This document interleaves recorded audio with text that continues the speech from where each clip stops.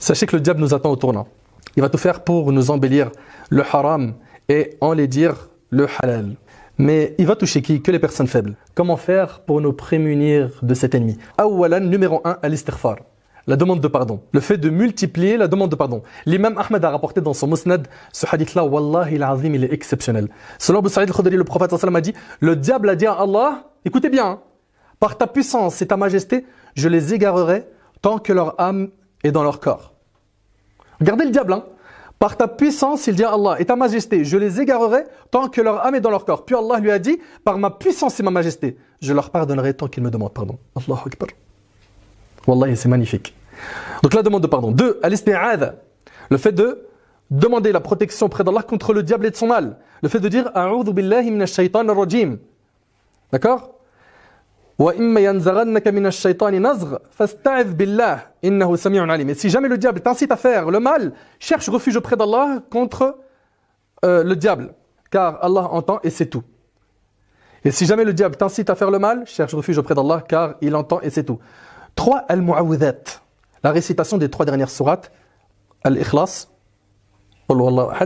al-falaq et al-nas. D'accord? Également, ayat al-kursi.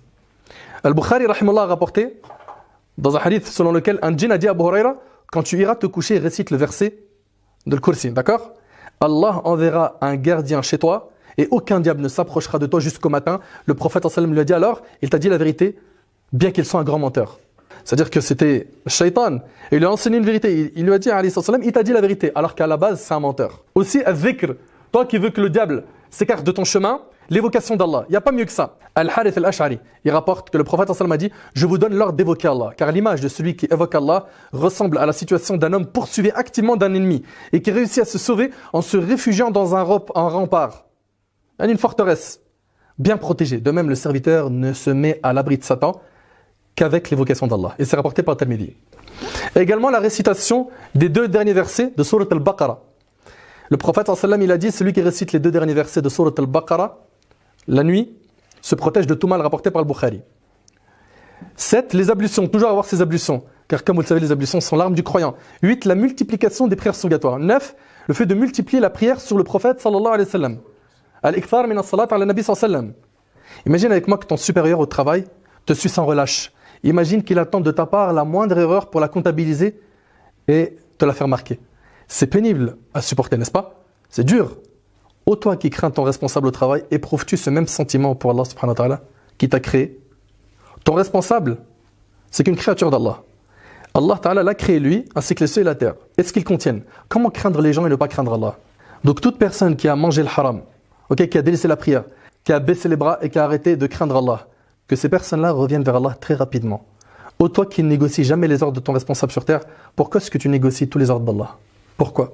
Pour finir, toi qui es noyé dans l'insouciance, jusqu'à quand tu vas continuer à désobéir à ton Seigneur? Jusqu'à quand tu vas continuer à prendre un autre chemin que celui du prophète sallallahu alayhi wa sallam? Réveille-toi. Et réveille-toi dès maintenant, de ton sommeil profond, de cette anesthésie générale qui t'a touché, avant qu'il ne soit trop tard et que la mort te vienne. Ne sais-tu pas que la mort peut te toucher à n'importe quel moment? Wallahi, qu'il est possible que l'ange de la mort vienne prendre ton âme tout de suite. Tout de suite. Il faut donc que tu en sois conscient à 1000%. Et sache que le jour du jugement est appelé par Allah subhanahu wa ta'ala le jour des regrets.